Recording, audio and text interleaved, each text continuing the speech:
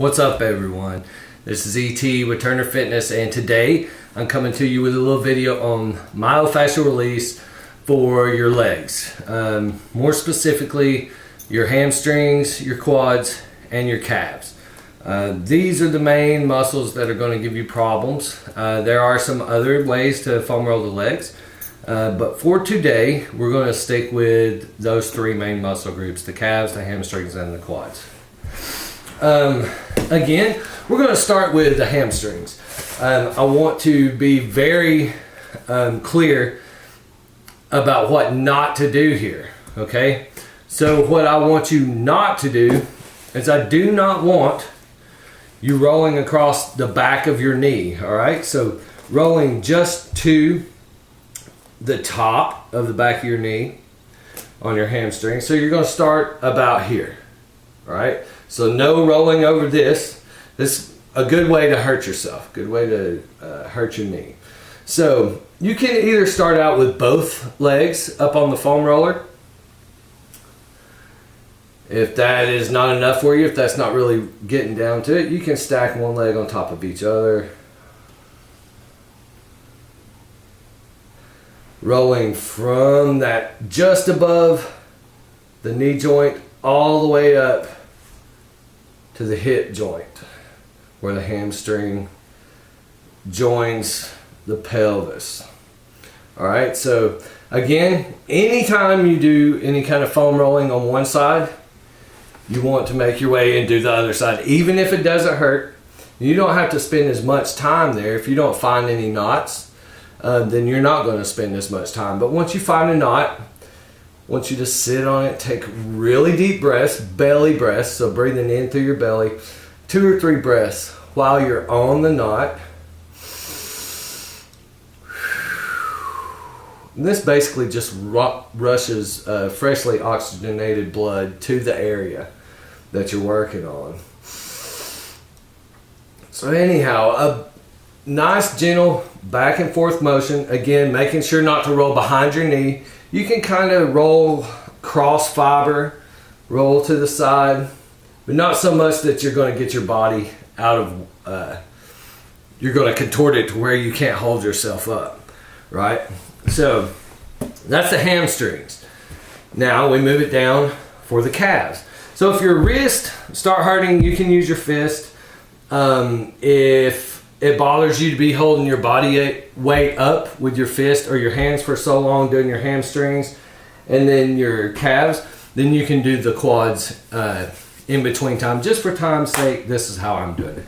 So again, same thing with the quads. You don't want to roll over the ankle joint. You want to roll just down to it and then all the way up to just under the knee joint.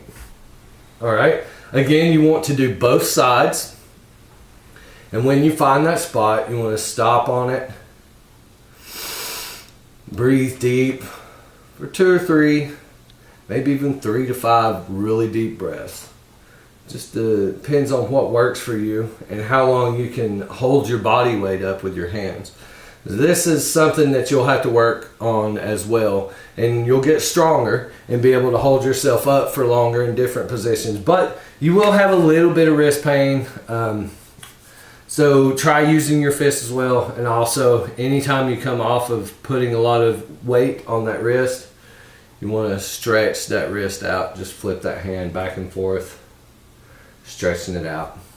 So we got the calves rolled up and down, not rolling over the knee. And the hamstrings. Again, we do both sides. Even if only one side is giving you problems, you might spend more time on that side. But you want to give both sides the opportunity for release. All right? And then the goodie is the quad. Now, you can start out by placing the foam roller underneath your hip flexor, right? Or you could just stop or start the foam roller right below the hip joint. All right, so this is one joint that you can roll over or into. I don't want you to roll over it above your pelvis. There's not really anything above there to help hold your body weight up. So on your hip flexors, you might go side to side, cross fiber. But when you're rolling on your quads, right? When you're rolling your quad out, you're going to find that spot. And when you do, I want you to flex your leg, let it go. And again, you can be doing this on both quads if you're just beginning and being on one leg is a little painful for you. So we roll both quads, and again, you can kind of roll cross fiber, hit one side and roll to the other side. You're not going to really get to the exact outside or the exact inside of your leg from here. So we're just aiming at the quads with this. And even the hip flexors, once you're accustomed to it and can handle it. So anyhow, that's foam rolling using the foam roller. And again, some people, the body weight is just a little too much for them.